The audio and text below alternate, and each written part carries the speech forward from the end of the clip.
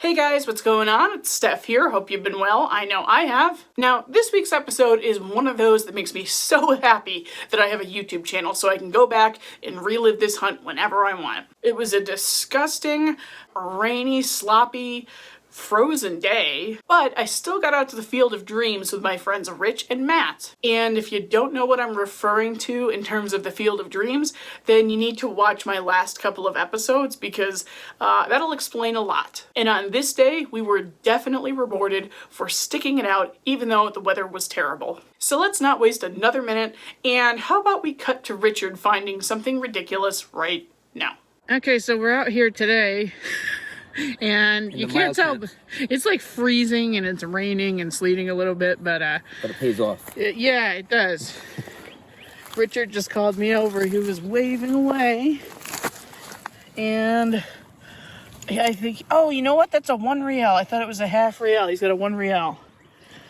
I don't even know if I'm being careful. What the hell? What's on the back? That's the crest side, so flip like this. Oh, it's a Pillar and Globes one. It's going to be old. It's 1750 something. 1750. 1750 something? Yeah. Is that your new oldest? Silver? Oh, yeah, absolutely. Yeah, hell nice. Yeah. Okay, we'll spray it off and we'll come right back. Actually, no. Screw that. You put it in your mouth right now. I'm not putting this in my mouth. Yes, you are. I got too much medical conditions as it is. Fine, we'll spray it off. All right. Yeah, we'll spray it off. Okay, and now Matt's coming over with something. Steph, how you been? I've had you on my mind. I don't know why. I can't get you out of my head. What's up? Jesus. How are you? I'm good. How are you doing? I thought you had a fine to show me. You no, just have my no, own face. just see a little sticker. Ruining a perfectly good sticker, too, No, I because it's didn't raining. ruin it. All right. Okay, so at this point, I guess I should let you know I have stickers now. Yay! And I've had them since like December, but I've been meaning to open a P.O. box so I can send stuff out to you, or you guys can send stuff to me if you love me that much and all that, but haven't gotten around to it. However, that is my fault, not yours, so here's what we're gonna do. I'm gonna give away the first 20 of these stickers for free. And here's what you have to do to get a sticker if you want one. Number 1, you need to be subscribed to this channel. You can be previously subscribed, or if you haven't already done so, make sure you go ahead and hit the subscribe button and the notification bell to qualify for this, and also so you don't miss anything in the future. Number 2, you need to leave me a comment and just say, I want it. Something pertaining to the sticker so that I know you would like one. And number 3, you need to email me at stefdiggs@gmail.com with your mailing address so I can get a sticker in the mail for you. And speaking of my reach info, don't forget that I am now a proud affiliate of KELLYCO metal detectors, so if you need anything metal detecting related at all and you have no clue where to start, that's where you want to email me with questions. Of course, if you already know what you want from the store, just make sure you use my code STEFDIGGS when you check out. So again, subscribe, leave me a comment saying I want it, and shoot me an email at stefdiggs@gmail.com with your mailing address. All right, back to the show. Oh my God, Yeah. you. Dude, how many times have we all been over Maybe here? we don't even need to spray it.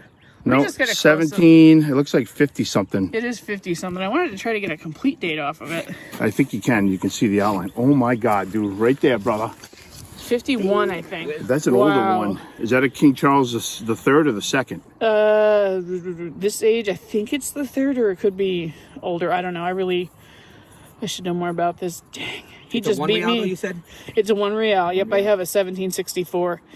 It's in better shape than this, but, you know, it's newer, so. Dang. That's the first time we've Well, ever seen congrats. it. You're done for today. Thank you. I see that bad boy. Good for you, Dickie. Okay, well, Richard found his real right over there. I've just kind of been putzing around, weaving in and out of the socks. I got a solid 20 signal every which way. And it's round. I felt that it's thin. It's got to be a button, I would imagine. Nice dandy. Do we have anything on it? No, that's the shank side, I think. Let's see. Yeah, there might be something on it. I can't really tell yet. Nice and green anyway. And it's nice that this is actually relatively flat because a lot of the dandy buttons that have come out of here have been beat to hell by the plow. So, cool. All right, if there's a pattern on here, I'll come back to show you. If not, we'll move on to the next. Okay, we do have a little pattern. It's kind of a bullseye. I'm sure it was a lot more ornate back in the day before all the fertilizer got to it, but hey, I'll take that. I love finding dandy buttons. And the missing shank. I can't even talk. Hey, you know, it's raining. Let me put the camera away. I'll get back to you. Oh, you guys, I'm really excited. So, it's the field I was in. I just hopped over here. I got a 13 signal. It was only reading a few inches down, but it was more like 8. And I flung it out over here. And guys, I think I have a kid's shoe buckle. Because I do. Holy crap. Oh, it's so... Oh, I got my first complete shoe buckle. Finally, yes! And that's like 1600s, guys, because it has the one spoke there. Oh my god. Oh my god, I'm so excited. I thought this was iron innards because of the pin there that's come. Oh, holy crap. Just a little baby shoe buckle that's so adorable. Just a tiny little kid. Imagine wearing that in the late 1600s. Oh my god, all right, I'll clean this off and come right back. Finally, biggest bucket lister for me, personally. Well, biggest white whale was a complete shoe buckle, and I did it. This is like 1690s, 1720 on the complete outside. Oh my god. All right, I'll clean that up, come right back. Yes! And there it is. Oh my god, it's gorgeous. Nice dark green patina, and I think it's going to stay on there. I cleaned it with the just my toothbrush because I didn't want to be too rough on the insides. But oh my god. Oh, it's beautiful. You can even see little file marks where they were shaping it. You know, filing off the cast seams.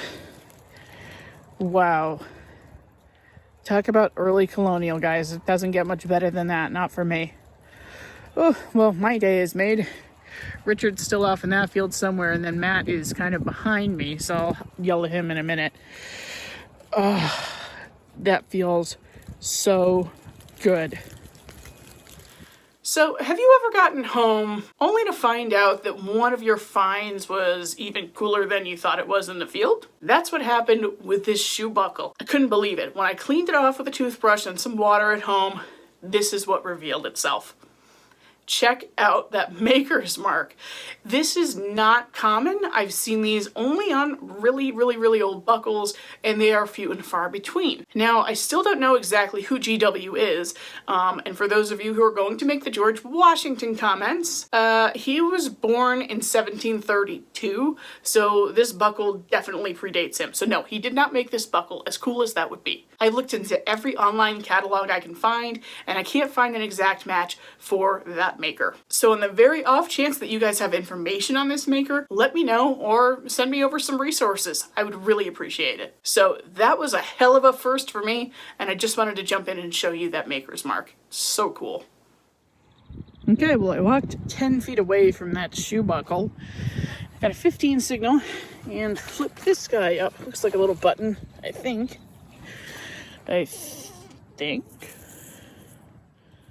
Maybe? I don't feel any evidence of a shank. What the heck is this? Did I just get a coin? It feels really light though. I don't know. I'm gonna clean that up and come back. Alright, so now it's starting to pour and I can't really keep the camera out too long, but I thought I saw a bust and it's really unfamiliar. And I thought I saw like a triangle shape on the back. So this could actually be a Spanish Miravidi copper coin, which we don't find in the colonies too often. Or it could just be a really wasted farthing. I don't know, but either way, it's definitely a copper. I did see denticles along the edge, but again, it just keeps getting, soaked. So I'm going to put that in my bag to dry up, and hopefully I will know what this is by the time I get home. But I am having a hell of a day. So hopefully we don't hear any swearing in the background. Richard and Matt are chatting, and Matt hasn't found anything today, which he's had choice words about. But anyway, I just dug this up.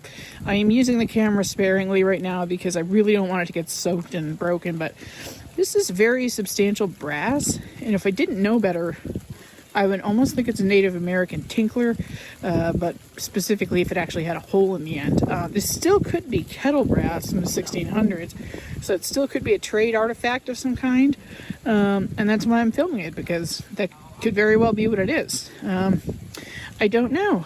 Hopefully I will know by the time this video drops, but if I don't, let me know what you think. Thank you.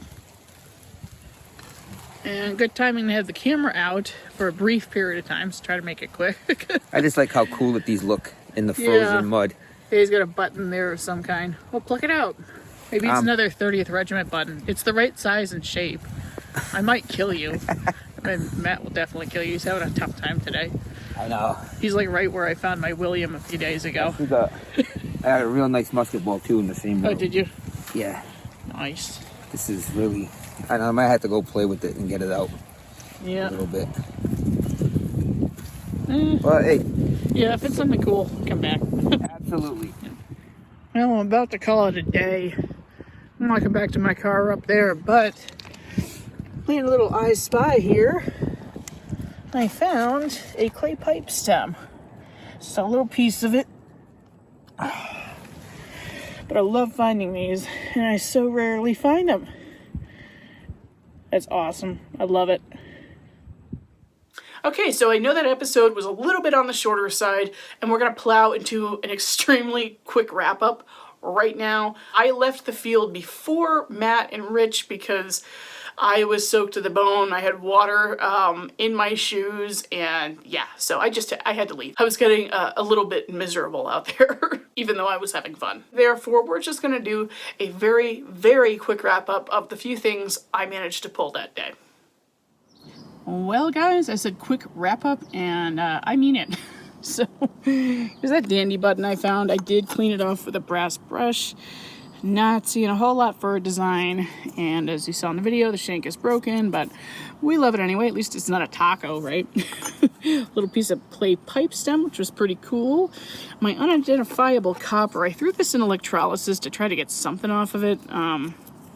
Absolutely nothing. I can see denticles on both sides, but that's really it. This little lace end here, which I thought was maybe trade brass, but I don't think so anymore. So not a super duper exciting find, but obviously find of the day for me was this beautiful buckle that I have in a display here now. I have it in one of those 3D floating display cases. You can get those off Amazon. And look at that GW Maker's mark. So, so, so cool. I absolutely adore this buckle. And yeah, that's one of my favorite finds ever. Ever. Totally worth the crappy weather that day. So despite the lack of number of finds, we definitely had some quality.